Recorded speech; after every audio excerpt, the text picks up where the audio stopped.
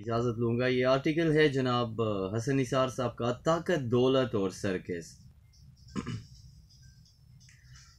عالم اسلام کا سب سے بڑا المیہ خلافت کا ملوکیت میں تبدیل ہونا تھا، جس کے اثرات آج بھی نمایاں ترین ہیں کہ بادشاہتوں، عمارتوں، امریتوں کے علاوہ یہاں سب کچھ جیلی جمہوریتوں کے پردے میں بھی جاری و ساری ہے.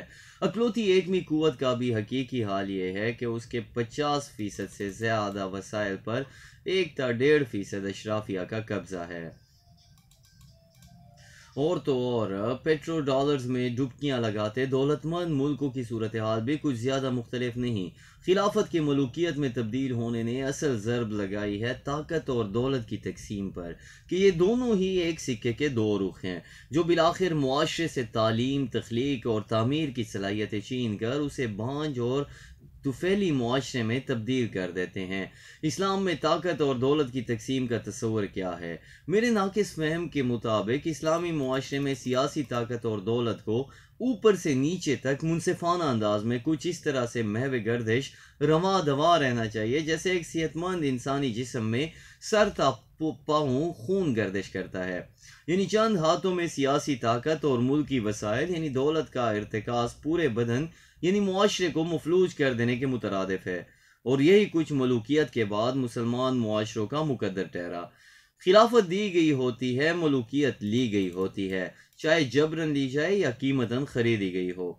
عوام کی طرف سے دی گئی شے امانت ہوتی ہے، جبکہ لی گئی حکمرانی ذاتی ملکیت ہوتی ہے جو منصفی نہیں 100% منمانی کے گرد گھومتی ہے اور نسل در نسل منتقل ہونا چاہتی ہے، چاہے انجام بھیانک ترین ہی کیوں نہ ہو.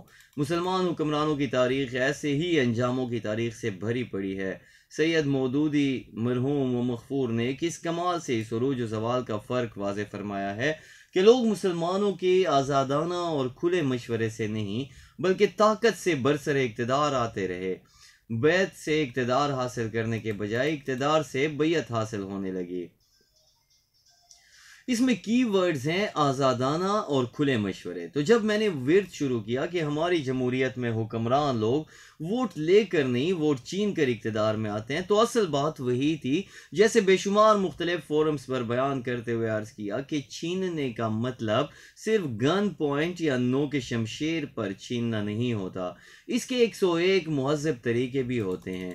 ایسی واردات یا وارداتیں معاشروں کے ساتھ کرتی کیا ہیں؟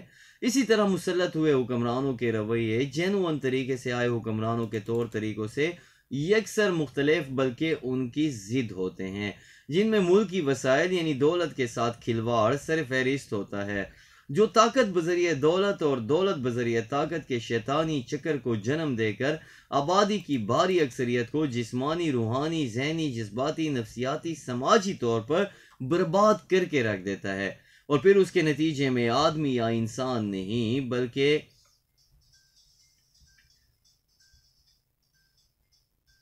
مینیملز اور سب مین بڑھتے چلے جاتے ہیں، انسان گھٹتے چلے جاتے ہیں اور معاشرے کے سر کا پیر کا کوئی پتہ نہیں چلتا. باہوں کی جگہ ٹانگیں اگنے لگتی ہیں، آنکھیں سروں کے پیچھے شفٹ ہو جاتی ہیں، دل بائیں سے دائیں منتقل ہو جاتے ہیں، آدمی سر تا پا بھوکے میدوں کا روپ دھار لیتے ہیں، اعضاء کو کھانے لگتے ہیں یا کوئی ایک عضو باقی اعضاء کو ٹیک اوور کر لیتا ہے، تو پھر معصوم بچے بھی محفوظ نہیں رہتے.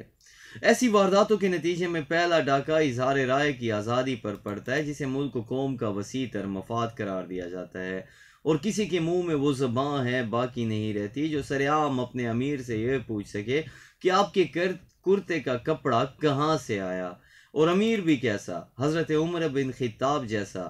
آج کروڑوں روپے کا حساب و احتساب ہو تو کتنی متانت و شرافت سے اسے انتقام قرار دے دیتے ہیں.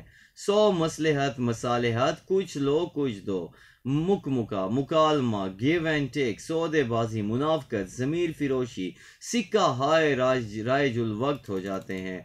شورائیت، مشاورت کے مزار اقدس پر کچن کیبنٹ تعمیر ہوتی ہے، میزان عدل کے پلڑے ہم وزن نہیں رہتے، معاشرہ افقی و عمودی، اقتصادی و سماجی طور پر تقسیم در تقسیم ہوتا چلا جاتا ہے. بندے بچھوؤں کی قطار جس میں ہر کوئی اپنی اپنی جگہ، اپنی اپنی قسم کا سردار، جو اپنی اپنی بساط کے مطابق قانون کی توہین و تضحیک کرتا اور سماج سرکس میں تبدیل ہو جاتا ہے۔ اپنے ارد گرد دیکھیں اور مطلع فرمائیں، یہ انسانی سماج ہے یا سرکس؟